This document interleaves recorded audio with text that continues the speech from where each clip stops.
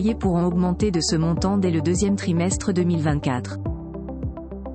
En tant que bailleur, vous avez la possibilité de revaloriser le montant du loyer de votre bien. Une mesure, facultative, soumise à des règles bien définies. Pour vous aider à fixer le bon tarif, l'INSEE a déjà publié son dernier indice de référence des loyers, IRL. Zoom. Vers une hausse des loyers au deuxième trimestre 2024 ? Une bonne nouvelle vient de tomber pour les propriétaires bailleurs français. Il s'agit de la dernière mise à jour de l'IRL cette année. C'est un élément indissociable à d'éventuelles revalorisations de loyers annuels, d'autant plus qu'elles sont applicables dès le deuxième trimestre 2024.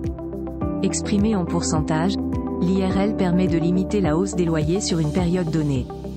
Rappelons que l'INSEE calcule et publie l'IRL chaque trimestre. De fait, celui-ci dépend énormément de l'évolution des prix à la consommation au cours des 12 derniers mois, hors tabac. En principe, une forte hausse de l'inflation se traduit par des revalorisations prononcées des loyers. Bien que cela profite aux bailleurs, les locataires, eux, sont défavorisés. D'où l'existence de l'IRL. Pour mémoire, le Parlement avait adopté une loi fixant l'IRL à 3,5% en juin 2023. Une mesure en vigueur jusqu'au premier trimestre 2024. Au-delà, c'est le nouveau IRL qui s'applique. Compte tenu de l'évolution des prix à la consommation au cours des 12 derniers mois, plus 3,5%, l'IRL aurait pu dépasser les 4%. Finalement, l'IRL a été fixé à 3,5% en France métropolitaine.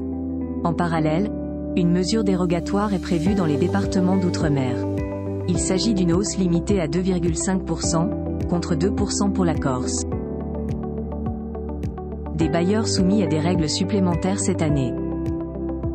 Vous pouvez donc revaloriser votre loyer au deuxième trimestre 2024 dans la limite de 3,5% en France métropolitaine et 2,5% en outre-mer. Mais d'autres règles complémentaires ont été introduites.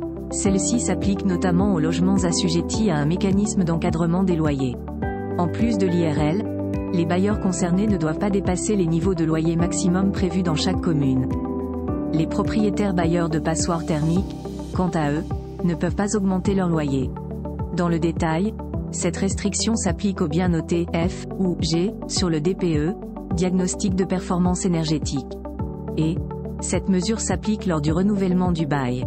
Notons que certains propriétaires peuvent augmenter leur loyer au-delà de l'IRL.